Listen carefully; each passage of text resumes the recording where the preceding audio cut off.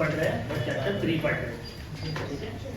3 को पहला पढ़ रहे हैं, ऐसा भी बोल सकते हैं, ठीक है? Chapter name is entrepreneurship development. अब ये मीनिंग क्या होता है सर, इसके बारे में हमको इसमें क्या क्या पढ़ना है, ये जानने से पहले बता दूं ये आपके लिए कितना इम्पोर्टेंट है, ठीक है? तो एक लाइन मेरी अच्छे से सुन लो कि जब तक आप स्टूडेंट हो और आप जितनी भी पढ़ाई कर रहे हो, चाहे वो इकोनॉमिक्स से रिलेटेड हो, चाहे वो एसपी से रिलेटेड हो, चाहे वो अकाउंट से रिलेटेड हो, चाहे वो किसी भी सब्जेक्ट से रिलेटेड हो, हर एक सब्जेक्ट आपका लाइफ बना सकता है, आपका लाइफ बना सकता है। यानी ये सिर्फ पढ़ के स्कोर करने के लिए तो नहीं है। अगर ऐसा होता तो हमारा पढ़ने का क्या फायदा? अगर सिर्फ पढ़ के नंबर ही हासिल करना है तो उसका क्या फायदा? जो कमजोर बच्चे मतलब उनके लिए तो पढ़ाई है ही नहीं फिर। तो पढ़ाई सबके लिए है। क्या हो गया? ये लाइट आ रही है।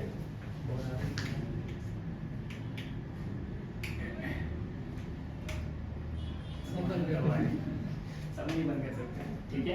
तो ये जो चैप्टर है, ठीक है, ये chapter exam point of view से आप ऑप्शन में ले लें। क्या बोल रहा हूँ? मतलब एग्जाम के लिए आप इसको ऑप्शन में रख सकते हो। अगर आपने पूरा साल पढ़ाई नहीं की, सर हम लोग को इम्पोर्टेंस दो, तो मैं कभी भी इम्पोर्टेंस के अंदर आपको ये चैप्टर नहीं दूंगा। लेकिन आप बोलोगे सर मेरी लाइफ की बात है तो मेरे लिए इम्पोर्टेंट क्या है, तो बोलो ये चैप्टर पढ़ लें। तो आपको सिर्फ नंबर के पीछे नहीं भागना है, आपको देखना है कि कौन सा चैप्टर मुझे लाइफ में एप्लीकेबल करने वाला है। तो मैं पूछता हूँ ना आपको फ्यूचर में क्या करना है, तो बच्चे बोलते हैं सर मुझे ये करना है, कुछ बच्चे बोलते हैं मुझे कुछ नहीं करना सर, पता नहीं अभी तक। तो जिसको बिजनेसमैन बनना है, क्या बनना है? गर्ल्स के लिए बिजनेस वुमेन, तो मैं बार बार ऐसा बोलूंगा नहीं, बिजनेसमैन का मतलब वुमेन भी है, आपके लिए भी है वो, ठीक है? तो अगर आपको बिजनेसमैन बनना है, दैट मींस आपको एंटरप्रेन्योर बनना है, तो ये चैप्टर आपके लिए क्या है, लाइफ में एप्लीकेबल हो सकता है। सर वो क्या होता है, उसके फीचर्स क्या होते हैं, एंटरप्रेन्योर की क्वालिटीज क्या होती है, उसके फायदे और नुकसान क्या होते हैं, ये चैप्टर आपको सिखाएगा। और अगर आपने कुछ नहीं सोचा है कि सर मुझे कुछ नहीं करना है, तो आपके पास ऑप्शन आ गया, इसके बारे में सुनो, इसके बारे में समझो और आईने के सामने जाके खड़े हो जाओ, क्या मेरे अंदर एंटरप्रेन्योर की क्वालिटी है जो आज सर ने लेक्चर में बताया? अगर है तो आप बिजनेसमैन बन सकते हो। समझ में आ गया? तो chapter exam point of view से ऑप्शनल ले सकते हो, लेकिन हम लोग पढ़ रहे हैं क्योंकि पेपर में 1 मार्क्स का ऑब्जेक्टिव भी तो पूछ सकता है ना इसमें से, तो पढ़ेंगे तो 1 मार्क्स भी नहीं छोड़ेंगे। समझ में आ गया? तो स्कोर भी करेंगे और लाइफ में जहां जरूरत हो वहां पे यूज भी करेंगे। देखो तो बिजनेसमैन ही बनना है, तो तेरे लिए चैप्टर है, खामोशी से सुनो। ओके, सबसे पहले बात करते हैं चैप्टर के इंट्रो की। What do you mean by entrepreneur? आप लोग प्रोनाउंसिएशन एंटरप्रेन्योर भी कर सकते हो, ठीक है? दो बोथ आर करेक्ट। ओके, सबसे पहले आपकी बुक में क्या लिखा हुआ है? Entrepreneurship is a entrepreneurship is a full time job. मैं आपको इतना लिख के इसलिए पढ़ा रहा हूँ, अगर पेपर में क्वेश्चन आएगा तो इंट्रोडक्शन के अंदर क्या लिखना है आपको याद रखना चाहिए। टेक्स्ट बुक से रीड करना अलग होता है और जगह पे याद करना अलग होता है। हम जगह पे याद करें, पेट मत पलटाओ, टेक्स्ट बुक बंद कर लो, उसकी जरूरत ही नहीं है, ठीक है? Introduction, entrepreneurship is a full time job which require dedication and hard work. वैसे तो हर चीज में डेडिकेशन चाहिए, लेकिन डेडिकेशन के साथ आपको क्या करना पड़ेगा? ये हमसे नहीं होता। जोश है सर 90% लाना है, 90% लाना है, डेडिकेशन तो है बेटा, 6 घंटा करना पड़ेगा, करते हैं क्या? हार्ड वर्क करना पड़ेगा। डेडिकेशन के साथ आपको क्या लगाना पड़ेगा? Hard work. मतलब अगर आपको बिजनेसमैन बनना है, एक अच्छा एंटरप्रेन्योर बनना है, तो आपको क्या देखना पड़ेगा? पहले पूरा कसना पड़ेगा। बिजनेस के अंदर जब कोई उतरता है ना, तो उसको सब कुछ भूलना पड़ता है, यहाँ तक कि अपनी फैमिली को भी, बिकॉज उसको क्या कमाना है? एट द एंड हमें सक्सेस चाहिए, एट द एंड हमें पैसा चाहिए। तो बताओ वो आधा काम करेगा तो बहुत पैसा मिलेगा या फुल टाइम लगाएगा तो? आधा टाइम लगा के बहुत सारा सीखेगा या फुल टाइम लगा के बहुत सारा सीखेगा? यस। तो बिजनेसमैन बनना है तो आपको समझना पड़ेगा कि एंटरप्रेन्योरशिप जो है वो कैसा काम है? फुल टाइम जॉब, जिसमें क्या रिक्वायरमेंट है? Dedication as well as hard work. First line read करेंगे, entrepreneurship is a full time job which require dedication and hard work. तो आप लोग लिख सकते हो ये लाइन, इजी लाइन है लिखनी। ओके, थोड़ा आगे बढ़ते हैं। एंटरप्रेन्योर आर इनोवेटर्स, मतलब एक बिजनेसमैन सिर्फ बिजनेसमैन कॉपी करके नहीं बनता है, कभी कभी ऐसे बिजनेसमैन भी आपने देखे होंगे जो नवी नवी चीज बना देते हैं। आपने देखा शार्क टैंक अभी आता है टीवी के ऊपर, किसके रिलेटेड है कि जो नवे बिजनेसमैन है वो अपना आइडिया लेकर आते हैं, उनको सिर्फ चाहिए होता है पैसा। क्या चाहिए होता है? तो जो शार्क बैठे होते हैं वो पैसा लेके बैठे होते हैं कि जो जिसका भी आइडिया अच्छा लगेगा हम उस पे क्या करेंगे? पैसा लगाएंगे। तो जिसका आइडिया अच्छा लगा मतलब वो कौन है? उन्होंने क्या किया? मार्केट में ऐसी चीजें देख ली कि मार्केट में इसकी जरूरत है बट अवेलेबल नहीं है, तो हम बनाएंगे। कौन बनाएगा? तो जो न्यू चीजें बनाते हैं उन्हें क्या कहते हैं? इनोवेटर। कौन है? एंटरप्रेन्योर। यानी बिजनेसमैन ये चीज क्या करता है? क्रिएट करता है।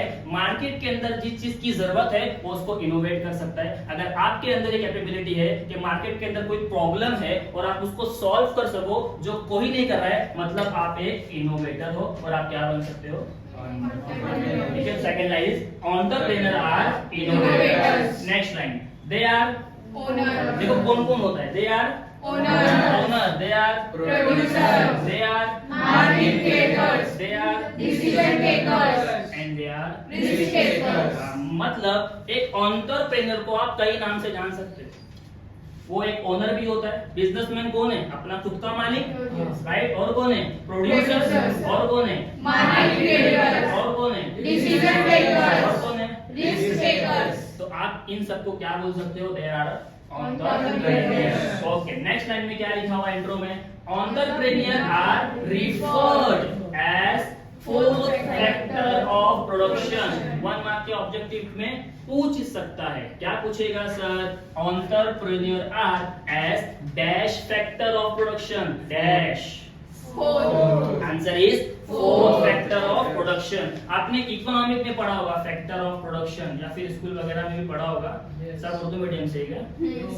स्कूल में इकोनॉमी होता था क्या? मेरे को पता नहीं, बट ठीक है 11 12 या फिर 12 में आप लोग पढ़ने वाले हो कि प्रोडक्ट फैक्टर ऑफ प्रोडक्शन कितने होते हैं? 4 होते हैं। कितने होते हैं? 4।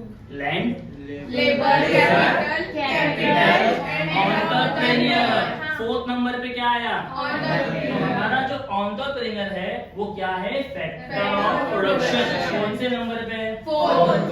मतलब कैपिटल मतलब पैसा, लेबर मतलब काम करने वाले मजदूर, एम्प्लॉय, लैंड मतलब जगह। बताओ बिजनेसमैन ही नहीं है तो कैपिटल आएगा क्या? नहीं। मजदूर आएंगे क्या? नहीं। लैंड आएगा क्या? नहीं। राइट। तो इसके बिना तो बाकी 3 भी कुछ काम की नहीं। हालांकि वो नंबर 4 पे है बट वही तो कैपिटल लाएगा, वही तो लेबर्स को एम्प्लॉयमेंट देगा। अगर कोई बिजनेस स्टार्ट करेगा तो लोग आएंगे ना उसके पास काम करने के लिए, लेबर्स आएंगे और वो बिजनेस में क्या लाएगा? लैंड लाएगा। तो हमारा जो एंटरप्रेन्योर है वो फैक्टर ऑफ प्रोडक्शन का पार्ट है, that is 4th number. Clear हो गया? ओके, थोड़ा सा आगे बढ़ते हैं। They are the backbone of nation of economic progress. Very important.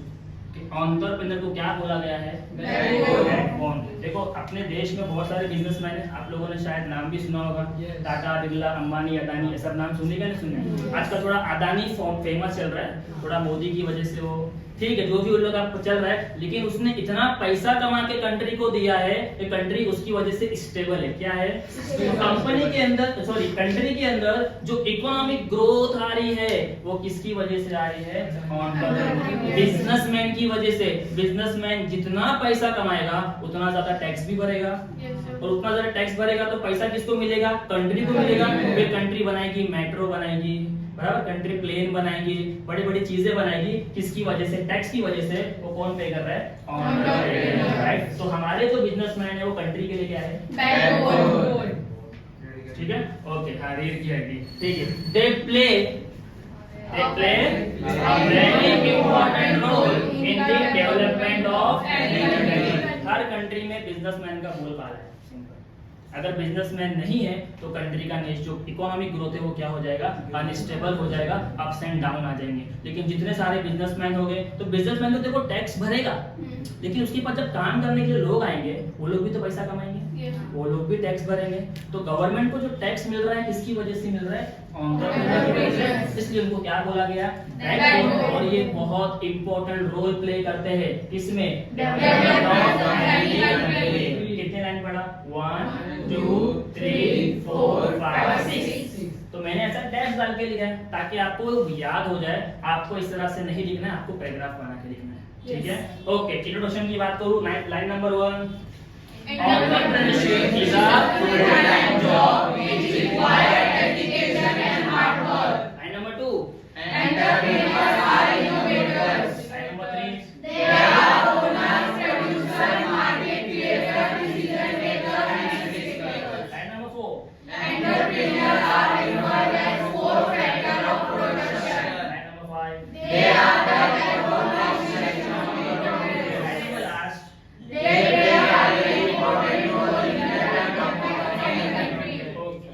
Introduction. इसको हम अपने ओन वर्ड्स में लिख सकते हैं, तो इससे ज्यादा ओन वर्ड्स में आपको नहीं दे सकता था। ओके, उसके बाद क्या लिखा है, डेफिनेशन।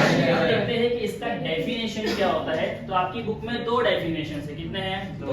हमारे पास चॉइस होती है कोई भी एक याद करने की। तो एक जो इजी वाला लगा मेरे को इजी वाला लगा तो मैंने वो ले लिया। आप लोग दूसरा वाला भी पढ़ सकते हो, ठीक है। According to Webster Dictionary, according to Webster Dictionary, is a definition of entrepreneur is an entrepreneur is a person। वो बिजनेसमैन या बिजनेस वुमन, वो कौन है, एक पर्सन है। कौन है वो, who starts a business, जो बिजनेस को स्टार्ट करता है, and is willing to risk loss in order to make money। Businessman सिर्फ यही सोच के बिजनेसमैन नहीं बनता है कि मुझे प्रॉफिट कमाना है, वो लॉस झेलने के लिए भी रेडी होता है। बिजनेसमैन कौन बन सकता है, जिसके अंदर विलिंग हो, पावर हो कि वो किसको फेस कर सके, लॉस को फेस कर सके, तब जाके वो क्या बनेगा, एंटरप्रेन्योर। तो सिंपल डेफिनेशन है, who is a entrepreneur, answer is an entrepreneur is a person who starts a business and is willing to risk loss in order to make money. बराबर, एक बार फिर से रीड करेंगे, इस बार ट्राई करना कि याद हो जाए। Okay, according to Webster Dictionary gives a definition, an entrepreneur is a person who starts a business and is willing to risk loss in order to make money। समझ में आ रहा है पक्का? आज का क्वेश्चन नंबर 1। तो आपके पेपर में जब क्वेश्चंस पूछे जाएंगे ना, तो आपको पूछा गया है कैरेक्टरिस्टिक ऑफ एंटरप्रेन्योर। कि एंटरप्रेन्योर का कैरेक्टर क्या होता है, फीचर्स क्या होते हैं। तो उससे पहले आपको इंट्रो डेफिनेशन लिखना होता है। क्लियर हो गया, ठीक है। तो आपके पेपर में कितने मार्क्स के पूछ सकता है, हम पकड़ के चलते हैं 4 से 6 मार्क्स। कितने पॉइंट्स है टोटल, 8 पॉइंट्स है। क्वेश्चन क्या है, कैरेक्टरिस्टिक ऑफ एंटरप्रेन्योर। अगर क्वेश्चन में बोला फीचर्स, क्या बोल दिया, फीचर्स, तो भी यही आंसर लिख के आने। क्लियर हो गया, ओके।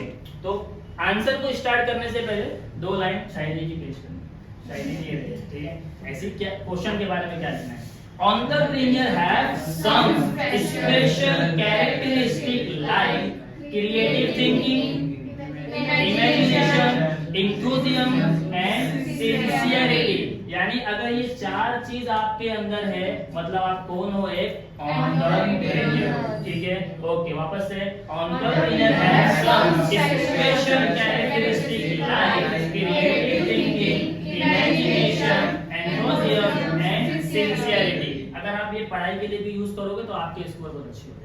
यानी आप बिजनेसमैन तो बाद में बनोगे, लेकिन आप एक स्कॉलर स्टूडेंट बन जाओगे, ठीक है। Point number 1, character number 1 is intellectual capabilities, intellectual capabilities। Point number 2 क्या है, future vision, future vision. Point number 3, hard work. Point number 4, technical knowledge. Point number 5, communication skill. Point number 6, high optimistic. Point number 7, risk taking capacity. Point number 8, self confidence. Total कितने character हो गए, 8 हो गए, ठीक है। पहले के बारे में पढ़ते हैं, सर क्या होता है intellectual capability। Answer is an entrepreneur is a creative thinker। Creative thinker। अगर बिजनेसमैन क्रिएटिव थिंकर नहीं है तो वो बिजनेसमैन नहीं बन सकता। मतलब अगर वो बन भी गया और उसके अंदर कोई क्रिएटिविटी नहीं है तो प्रॉब्लम आने पे वो उसको फेस, वो अगर सिर्फ प्रॉफिट कमाना जानेगा और लॉस को फेस करना नहीं जानेगा तो वो बिजनेसमैन नहीं बन सकता है। बिजनेसमैन होने की पहली कंडीशन, पहला फीचर और पहला कैरेक्टर ये है, उसके अंदर क्या होना चाहिए, क्रिएटिव थिंकर। ओके, आगे बढ़ते हैं।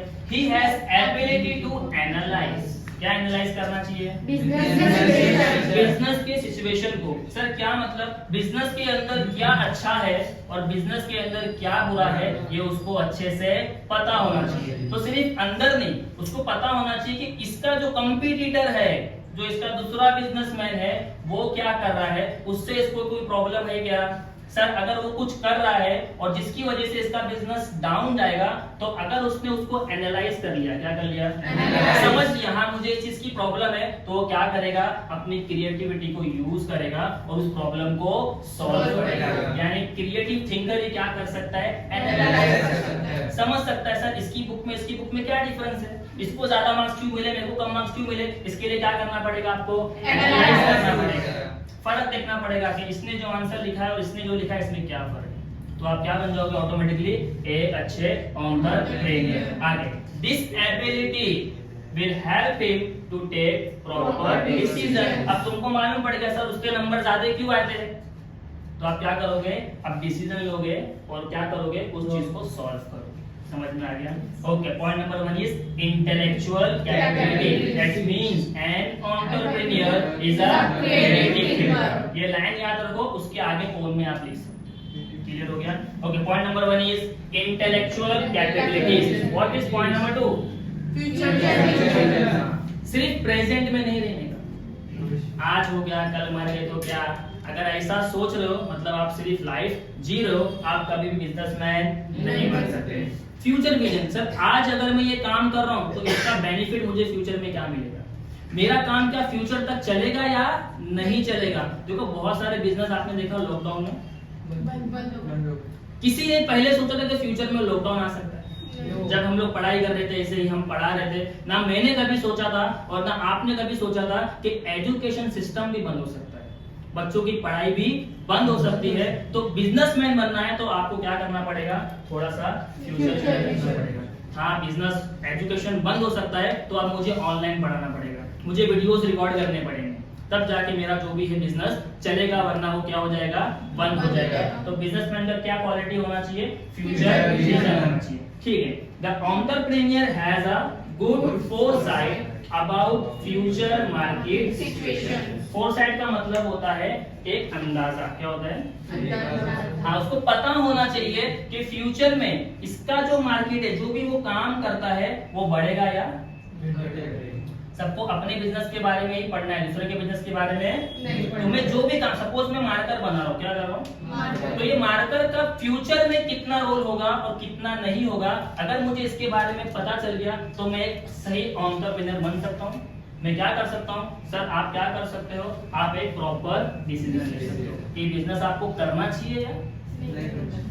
उसी को क्या कहते हैं, फ्यूचर। किसके पास होना चाहिए, एंटरप्रेन्योर के पास। कितने पॉइंट्स हो गए, point number 1 intellectual capability, point number 2 future vision, point number 1 intellectual capability, point number 2 future vision, point number 2 intellectual vision, point number 2 future vision. सुनो मेरे को, वही चेक करो, सुन रहे क्या नहीं। Point number 1 intellectual capability, point number 2 future vision, point number 2 future vision, point number 1 intellectual capability. सब सुन रहे हैं पक्का? ठीक है, point number 1 point number 2 future vision, point number 2 future vision, point number 1 intellectual capability. Sir बजाके सिर्फ एक बार read करोगे ना, दिमाग में चिपक जाएगा, इतना पढ़ लेंगे। ठीक है, okay. Point number 3 hard work, बजाके एक बार पढ़ लेना। ठीक है, तो अगर आपको एक अच्छा बिजनेसमैन बनना है तो आपके अंदर क्या होना चाहिए, हार्ड वर्क। वो हमने फर्स्ट लाइन में ही पढ़ा भाई, फुल टाइम जॉब, सोना खाना पीना सब कम कर देना पड़ेगा, तब जाके आप अच्छे क्या बन सकते हो, एंटरप्रेन्योर बन सकते हो। ठीक है, देखते हैं बुक में क्या लिखा हुआ है। On entrepreneur ready to work hard. सबसे पहला उसका यही होना चाहिए कि भाई तू क्या हार्ड वर्क करने के लिए रेडी है। अगर तू हार्ड वर्क करने के लिए रेडी नहीं है तो बिजनेसमैन नहीं बन सकता। उसके बाद it is more necessary when you started, यानी आप हार्ड वर्क तो करो। कभी कभी ऐसा होता है ना कि बिजनेस चल जाता है, घर बैठे बैठे पैसे आ रहे, तो कोई टेंशन नहीं, मतलब तूने हार्ड वर्क करके बिजनेस को सेट कर दिया। लेकिन जब आपका बिजनेस न्यू है, अभी अभी आपने स्टार्ट किया है, तो आपको वहां पे क्या करना पड़ेगा, full Full time time job job। देना पड़ेगा, हार्डवर्क करना पड़ेगा, तो आप क्या बनोगे, सक्सेसफुल एंटरप्रेन्योर। देखो आगे वही लिखा हुआ है, he has to work for long hours, यानी 12 घंटे की जगह 13 घंटा काम करना पड़ेगा, 14 घंटा काम करना पड़ेगा, तब जाके आप क्या बनोगे, this will make him successful. In short hard work करके ही एंटरप्रेन्योर बन सकते हैं, उसके अलावा दूसरा ऑप्शन नहीं। कोई शॉर्टकट नहीं है, ठीक है। ओके, पॉइंट नंबर 4 क्या है, टेक्निकल नॉलेज। Technical knowledge. तो टेक्निकल नॉलेज पढ़ने से पहले point number 1, intellectual capabilities. Point number 2, future vision. Point number 3, hard work. Point number 4, technical knowledge. Point number 4, technical knowledge. Point number 3, hard work. Point number 2, future vision. Point number 1, intellectual capabilities. Point number 1, intellectual capabilities. Point number 2, future vision. Point number 3, hard work. Point number 4, technical knowledge. technical knowledge. Okay, देखते हैं. An entrepreneur has good technical knowledge about his Business. देखो businessman को चाहिए कि उसको अपने ही business का at least technical knowledge पता होना चाहिए। जब तक आपको टेक्निकल नॉलेज नहीं पता चलेगा तो बिजनेस में तो रोज डेली बेसिस पे न्यू टेक्नोलॉजी आ रही है। आपने सबने कभी नोकिया का फोन देखा है? एक टाइम पे नोकिया का फोन सबसे ज्यादा डिमांडेड था टेक्निकली, और नोकिया को इतना प्राउड था अपने ऊपर कि भाई मार्केट में कुछ भी हो मेरे को क्या करना है, मैं अपनी जगह पे सही हूँ, मैं बहुत सही डिसीजन ले रहा हूँ। तो उसने कभी एनालाइज ही नहीं किया कि मार्केट के अंदर कोई न्यू टेक्नोलॉजी तो नहीं आ रहा। तो मार्केट में आ गया था एंड्रॉइड। क्या आ गया था? Android। और ये चल रहा था विंडोज पे। किस पे चल रहा था? Windows। तो उसने उस टाइम पे इस चीज को एक्सेप्ट नहीं किया, उसने फ्यूचर विजन नहीं किया अपना, उसने बोला प्रेजेंट में तो मैं ही हूँ। क्या आज वो है? नहीं। प्रेजेंट में वो था, फ्यूचर में वो है नहीं। है। तो मतलब उसने क्या नहीं किया, उसने टेक्निकल नॉलेज को ग्रैब नहीं किया। मार्केट में न्यू टेक्नोलॉजी आ रही थी, उसने बोला अरे हटाओ, तुम लोग क्या कर रहे पता नहीं, मैं तो अभी बहुत फेमस हो चुका हूँ, बहुत पैसा आ गया है, तो मैं गलत नहीं। ये फ्यूचर में भी चलेगा। ये उसकी क्या थी? गलत फहमी थी, बिकॉज उसके पास क्या नहीं था, टेक्निकल नॉलेज। बिजनेसमैन को चाहिए कि हर रोज डेली बेसिस पे मार्केट में जितनी भी टेक्निकल यानी न्यू टेक्नोलॉजी आ रही है उसकी नॉलेज लेता रहे और अपने बिजनेस में उसको क्या करे, अप्लाई करे। क्या करे? Apply। जब पता चलेगा तभी तो अप्लाई करेंगे, पता नहीं है तो अप्लाई कैसा कर सकते हैं? समझ में आ गया? ओके, तो वही लिखा है, N entrepreneur has good technical knowledge about his business. The entrepreneur has the ability to upgrade himself with the latest knowledge। मैंने बोला ना, अगर विंडो था, अगर वो आज एंड्रॉइड में कन्वर्ट हो जाता तो उसका फोन भी सब यूज कर रहे होते, स्क्रीन टच। लेकिन आज उसके फोन हमारे पास नहीं है, बिकॉज़ उसने लेटेस्ट नॉलेज को एक्वायर नहीं किया। ओके, जो भी प्रोडक्ट है, जो भी प्रोसेस है या जो भी टेक्नोलॉजी है, Technology। इसके रिलेटेड आपके पास क्या होना चाहिए? Technical knowledge। चाहे वो technical knowledge related to product हो, चाहे वो technical knowledge related to Process process हो, हो, चाहे वो technical knowledge related to Technology technology हो। हो, सबकी इंफॉर्मेशन आपके पास होना चाहिए। कितने पॉइंट्स हो गए? 4। Point number 1 Intellectual capability। Point number 2 Future vision। Point number 3 Hard work। Point number 4 Technical knowledge। Point number 4 Technical knowledge। Point number 3 Hard work। Point number 2 Future vision।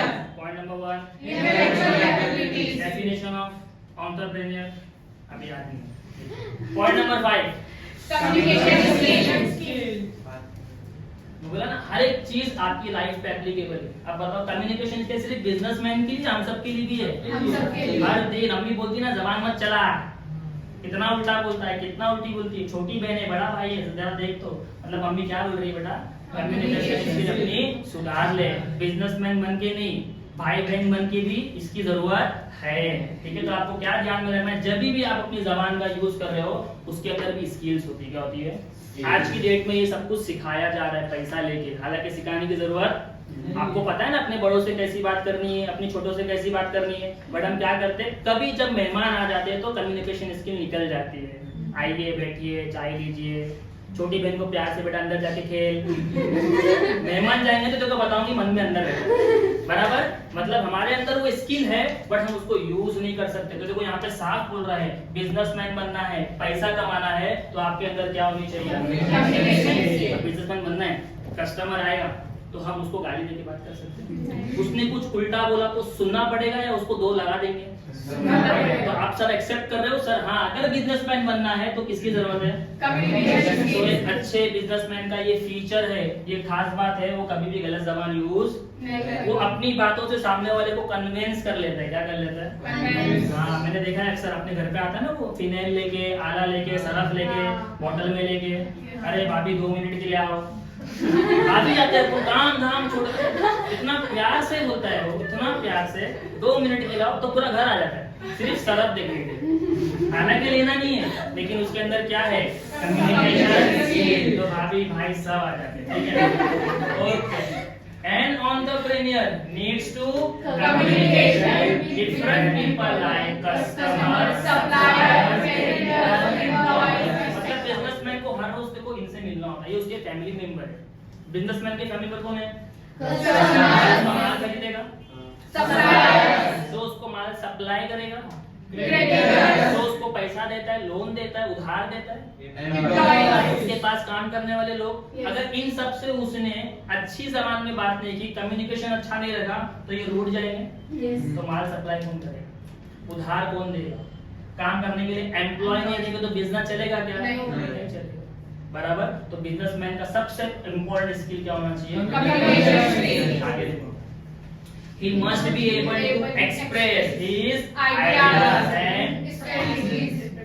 ये मैं वापस आपको एग्जांपल दे रहा हूँ, शार्क टैंक का। किसका example दे रहा हूँ? Shark Tank. एक्सप्रेस। देखो शार्क टैंक में वो आके अपना आइडिया बताते हैं, बराबर। अगर उनका आइडिया उनको समझ में ही नहीं आया तो क्या वो पैसा लगाएंगे? नहीं। फिर आइडिया कितना भी इंपॉर्टेंट होने दो, लेकिन वो सिर्फ तुमको ही समझ में आ रहा है तो तुम अच्छे बिजनेसमैन नहीं। तुमको तो लोगों को समझाना पड़ेगा, बिकॉज तुमको बिजनेस के लिए क्या चाहिए? उधार चाहिए। तुम जाओगे शार्क टैंक के अंदर अपना प्रोडक्ट लेके और उसके बारे में एक्सप्लेन करोगे और उनको कुछ भी नहीं समझा, सन्नाटा बैठेगा। आपने आधा घंटा स्पीच दी लेकिन उनके समझ में नहीं। तो क्या वो आपके बिजनेस पे पैसा लगाएंगे? नहीं। वो बोलेंगे भाई तेरे को बात करनी है, तू अपने ही आइडिया को समझा नहीं पा रहा है कि तू खुद समझ गया लेकिन लोग समझ तो तू पैसा लेने क्यों आया यहाँ पे? मतलब बिजनेसमैन के पास क्या होना चाहिए? कम्युनिकेशन Communication स्किल skill होना चाहिए, जो अपने आइडिया को, अपनी स्ट्रेटजी को इफेक्टिवली पहुंचा दे। कैसे पहुंचा दे? Effectively. जैसे कि वो ऐड देखा है ना आपने, फेयर एंड लवली लगाते ही चेहरे पे निकाल, इफेक्टिव असर पड़ता है ना। मैंने तो ले भी लिया था, पूरा ही नहीं। He is necessary that there is a proper understanding between sender and the receiver. ये तो आपको पता ही है कि एक जन बोल रहा है मतलब सेंडर, किसको बोल रहा है वो कौन है? Receiver. हम लोग मैसेज में बात करते हैं, कभी कभी ऐसा होता है भाई तो क्या बोल रहा है, ऐसा होता है ना। मतलब अगर बात समझ में नहीं आएगी तो सामने वाला रिप्लाई करेगा क्या?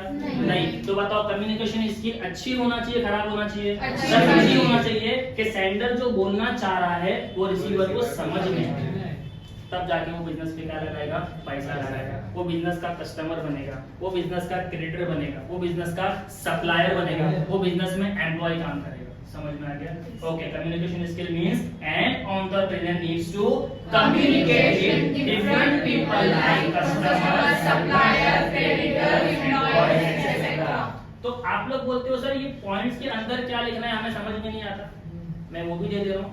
यानी आपके जो स्कोर करने का है ना इन्वेंशन के सर आपको 90 लाना है, उसके हिसाब से हम लोग पढ़ रहे हैं। अदरवाइज मैं पॉइंट पढ़ के भी आपको एक्सप्लेन कर सकता हूँ बुक रीड करके, जैसा बाकी टीचर्स करते हैं। तो अभी आपको इस तरह से पढ़ना है या बाकी टीचर जैसा पढ़ा रहे हैं वैसा पढ़ना है, ये मैं आपको चॉइस दे रहा हूँ डे 1 के ऊपर।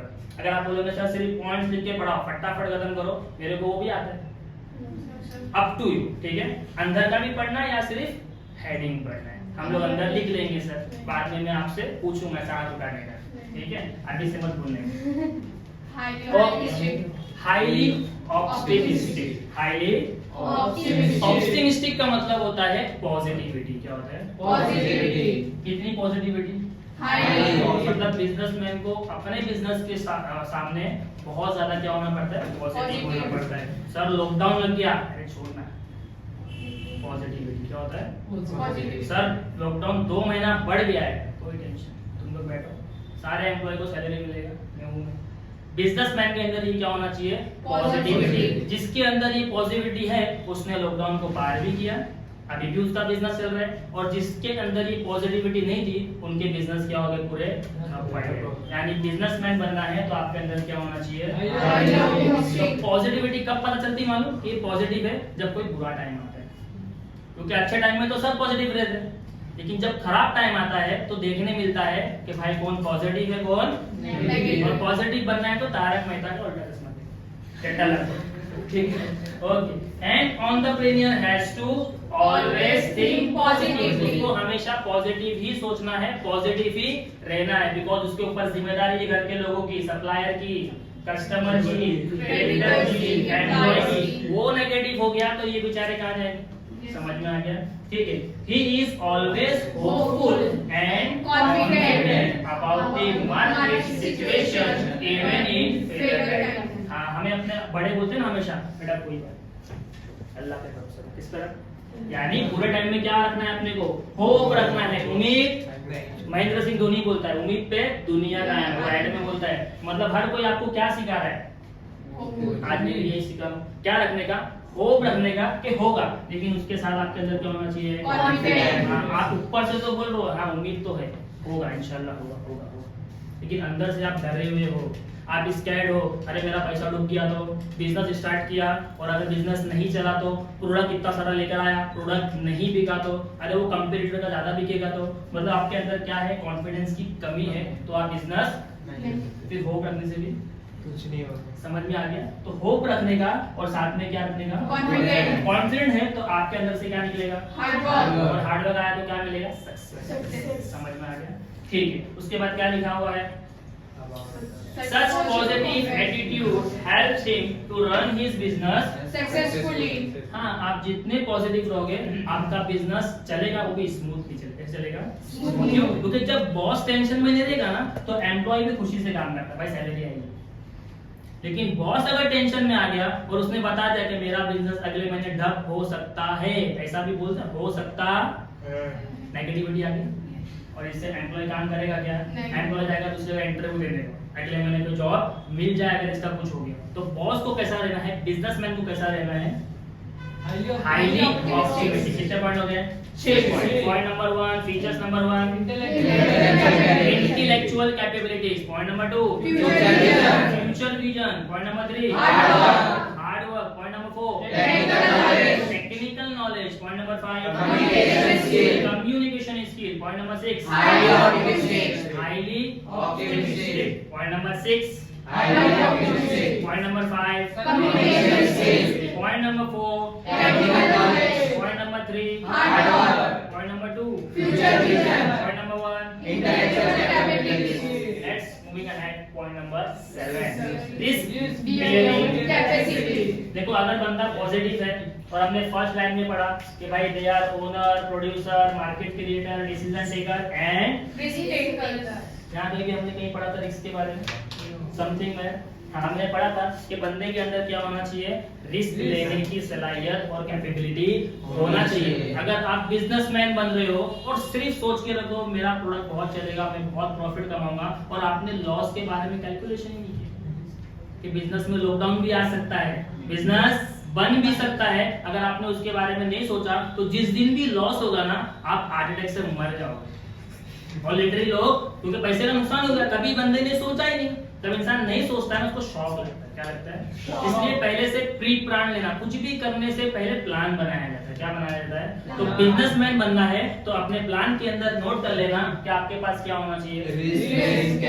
पूरी दुनिया एक तरफ, कुछ भी लॉस होगा मैं अकेला देख लूंगा, तो आपके अंदर क्या आ गया? Risk bearing capacity. और ये एटीट्यूड आपको क्या बना देगा? एक सक्सेसफुल बिजनेसमैन। ठीक है, देखिए उसके अंदर क्या लिखा हुआ है? सक्सेसफुल। देखो पहला वर्ड क्या लिखा उसने? Successful. Entrepreneur take calculated risk. ये भी इंपॉर्टेंट है। देखो आपकी टेक्स्ट बुक कितना सही सिखा रही है, मैंने गलत बोल दिया था। रिस्क तो लेना है लेकिन कैसा? पूरी दुनिया एक तरफ मैं हूं ना, लेकिन कैलकुलेटेड। कितना में हूं मालूम पड़ा, इतना पैसा है और इतना रिस्क लेकर आया, क्या होगा? हाँ, फिर मरना ही, पक्का मरना है। घर वाले छोड़ के आएंगे। सर क्यों? क्योंकि इसने क्या किया था, घर वाले बोल रहे थे बेटा रिस्क ले, लेकिन सोच समझ के। इसने बोला नहीं, सर ने बोले थे रिस्क लेने का तो बिजनेसमैन बनेगा, लेकिन सर ने ये भी तो बोले थे कैलकुलेटेड रिस्क। क्या लेने का? Calculated risk. हाँ, जितना अपने पास हो सके बेयर करने का, टेंशन को झेलने का। भाई इतना नुकसान हुआ तो भी चलेगा, उसे बोलते हैं कैलकुलेटेड रिस्क। क्या बोलते हैं? Calculated अभी आप risk। पढ़ाई करो बट आपका कोई फ्यूचर विजन नहीं है, आपको क्या बनना है, लेकिन आप पढ़ रहे हो ना बिकॉज आपने कैलकुलेटेड किया है, कहीं ना कहीं ये पढ़ाई मुझे काम आएगी, नुकसान तो नहीं देगी, तो आप इस पे इन्वेस्ट भी कर रहे हो, अपने पेरेंट्स का पैसा लगा रहे हो ना, उसे कहते हैं कैलकुलेटेड रिस्क, जो आपके पेरेंट्स कर रहे हैं आप। हाँ ठीक है, तो what is risk? Risk is successful entrepreneur take calculated risk. Okay, next line, he is ready to face challenges and always seeks new and more opportunities। सिर्फ एक काम करोगे और बोलोगे मैं लाइफ टाइम कमाऊंगा, इम्पॉसिबल। आपके पास हमेशा क्या होना चाहिए, आपको रेडी रहना है, मार्केट में अगर कोई न्यू अपॉर्चुनिटी आती है उसको ग्रैब कर लेना। क्या कर लेना? अभी फॉर एग्जांपल लॉकडाउन हुआ, क्लास बंद हो रही थी, मैंने फौरन मास्क लेके आया। क्या लेके आ गया? मैंने घर से बैठ के मास्क बेचा। क्या बेचा? मैं तो टीचर हूँ ना, बट मैंने क्या किया, जैसे ही मुझे अपॉर्चुनिटी मिली पैसा कमाने की, बिकॉज एक इनकम बंद होने वाली है, तो मेरे पास दूसरा सोर्स क्या था? क्योंकि उस टाइम पे क्या चल रहा था? क्या चल रहा था? वो वाला तूफान वाला मास्क नहीं था, ठीक है, मास्क चल रहा था। तो मैंने क्या किया, मुझे अपॉर्चुनिटी मिली, मैंने उसको ग्रैब कर लिया ऑर्डर, बेचा, पैसा कमाया। तो बिजनेसमैन कौन बन सकता है? जो मार्केट के अंदर जो अपॉर्चुनिटीज आती है उनको ग्रैब करे। क्या करे? Grab। उसमें भी रिस्क था, हो सकता है मास्क कल ना बिके, बिकॉज न्यूज में आ रहा था 2 दिन का लॉकडाउन, 4 दिन का लॉकडाउन, 6 दिन का लॉकडाउन, 8 दिन का लॉकडाउन, ऐसा आ रहा था ना। अभी मैं सोचूं कि 8 दिन के बाद मेरा मास्क का क्या, तो सारे मास्क आ गए तो आने, क्योंकि अभी दुकान तो बंद है ना, क्लास तो बंद है ना, तो चलो उससे स्टार्ट करते हैं। अब लॉकडाउन कितना चला? 2 साल। फिर ऑर्डर पे ऑर्डर, ऑर्डर पे ऑर्डर, ऐसा हुआ। तो रिस्क लेने के बाद ही क्या मिला? सक्सेस मिला। अगर मैं सोचता 2 दिन में लॉकडाउन खत्म हो जाएगा तो मैं कभी भी सक्सेसफुल बिजनेसमैन, फिर मैं पछताता, अरे मंगा लेना चाहिए, इतना दिन चला लॉकडाउन। समझ में आ गया? ओके, तो अच्छे एंटरप्रेन्योर में क्या होना चाहिए? Risk bearing capacity। Point number last, Self confidence। Right. हमेशा आपको ये चीज समझाई जाती है, अपने आप पे भरोसा रखो। दुनिया वाले पॉजिटिव बोले, दुनिया वाले नेगेटिव बोले, डजंट मैटर। अगर आप अपने बारे में पॉजिटिव हो तो आप कुछ कर लोगे, अगर आप अपने बारे में नेगेटिव हो तो आप कुछ नहीं। ये चीजें नर्वस कब करती पता है? कि दूसरा बोल रहा है गलत और हम बोलते हैं अंदर से हाँ यार सही तो बोल रहे हैं, एक्सेप्ट कर रहे हैं ना दूसरों की राय को, दूसरों की एडवाइस को, तो उससे क्या होता है? सेल्फ कॉन्फिडेंस डाउन हो जाता है, पूरी धज्जियां उड़ जाती है, फिर उदासी में दिन जाता है। किसमें जाता है? उदासी। फिर जब तक कोई आके मन की बात नहीं कर देता, चेहरे पे खुशी नहीं आती है। तो दूसरों से एक्सपेक्टेशन मत रखो कि वो आपको आके समझाएगा। आपके अंदर क्या है? Self confidence। ये आपको पहले मानना पड़ेगा, मेरे अंदर कॉन्फिडेंस है। है। अगर आपके पास कोई भी बड़ी डिग्री आ जाती है, डॉक्टर की, इंजीनियर की, अकाउंट्स की, सीए की, लेकिन आप मार्केट में जाने को डर रहे हो, लोगों के चैलेंज को फेस करने को डर रहे हो, आपके अंदर बात करने की कम्युनिकेशन स्किल नहीं है, कॉन्फिडेंस नहीं है, तो वो डिग्री का क्या करो? समझा? यानी डिग्री आने के बाद भी आपके अंदर क्या होना चाहिए? Self confidence. ठीक। An entrepreneur has Self confidence। he has positive desire to achieve his Goals। ना, वो तुम लोगों ने देखा रहेगा ना आजकल न्यूज क्या चलता है यूट्यूब पे, एमबीए चाय वाला, ठीक है? हाँ। क्या कर रहे हो? चाय पे, लेकिन उसके आगे लिखा है एमबीए, उसका फुल फॉर्म कुछ और है, बट लिटरली उसने एमबीए की पढ़ाई स्टार्ट कर दी थी। एमबीए की पढ़ाई मतलब उसने ग्रेजुएशन किया, 15वीं पास किया, डिग्री लिया, उसके बाद फिर एमबीए करने गया। एमबीए का मतलब होता है अच्छी पोजीशन पे जॉब मिलेगी आपको, बैंक के अंदर या फाइनेंस के अंदर, एचआर के अंदर, जो भी वो कर रहा था। लेकिन उसने क्या किया? उसी कॉलेज के सामने चाय की दुकान लगाई, क्योंकि उसको क्या बनना था? उसको बनना था बिजनेसमैन। उसको सिर्फ अपने घर वालों के लिए कुछ नहीं करना था, उसको किसके लिए करना था? कंट्री के लिए। तो जब बात कंट्री की आती है और आपको अपने आप पे बिलीव आता है कि सेल्फ कॉन्फिडेंस होता है, तो आप चाय बेच के भी दुनिया में फेमस भी हो रहा है, पैसा भी कमा रहे हैं। मतलब आप उसका नाम लेके लोग दुकान नहीं खोल रहे, दैट्स मींस उसके पास कितना होगा सेल्फ कॉन्फिडेंस। अब बताओ, अगर आप एमबीए कर रहे होते और आप रोड पे बोलोगे अप्पा मुझे कल से यहाँ पे चाय बेचनी है, आपके पेरेंट्स कितना सपोर्ट करेंगे? अगर वो सपोर्ट नहीं करें, 100% वो सपोर्ट नहीं करेंगे, तो क्या आप बोल सकते हो डेयरिंग से अप्पा कल मेरी चाय की दुकान कोई और भी खोलेगा? नहीं। तो ऐसे बहुत सारे आपको मिलेंगे, लाखों करोड़ों लोग हैं जो अपने कॉन्फिडेंस की वजह से कुछ बन गए, ना कि डिग्री की वजह से। समझ में आ गया? ये पढ़ाई आपको सही चीज सिखाती है, लेकिन डिसीजन आपका होता है क्या करना है और क्या नहीं करना है। 4 लोगों को पूछने जाओगे, 4 अलग अलग राय देगा, आप चारों में कंफ्यूज होकर बैठे हो। सबसे अच्छा है 4 लोगों की राय को सुनो, लेकिन करो उसी को क्या कहते हैं?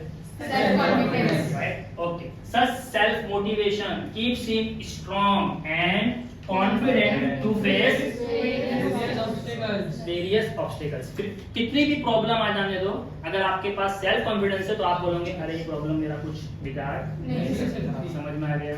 तो सिर्फ मैंने आपको एक क्वेश्चन पढ़ाया, बट ये क्वेश्चन स्कोर तो कर लेना, पढ़ भी लेना, पेपर में लिख भी लेना, बट लाइफ के लिए कितना इंपॉर्टेंट समझ में आया? आप इसको अपनी लाइफ में एप्लीकेबल कर सकते हो? हाँ सर, समझ में आया तो कर सकते हो। तो जब भी पढ़ेंगे सिर्फ बुक के लिए, स्कोर के लिए इंटरेस्ट से पढ़ो कि मुझे लाइफ में काम आने वाला है। समझ में आ गया? सिर्फ चैप्टर की बात नहीं कर रहा हूँ, एक एक क्वेश्चन की बात कर रहा हूँ। क्लियर? ओके। तो आज हमने क्या देखा? एंटरप्रेन्योरशिप डेवलपमेंट का इंट्रोडक्शन। इसके बाद क्या देखा? डेफिनेशन। फिर हमने क्वेश्चन नंबर 1 देखा, which is characteristic of entrepreneur. Point number 1 intellectual capability, point number 2 future vision, point number 3 hard work, point number 4 technical knowledge, point number 5 communication skills, point number 6 high optimization, point number 7 reasoning ability, point number 8 self confidence.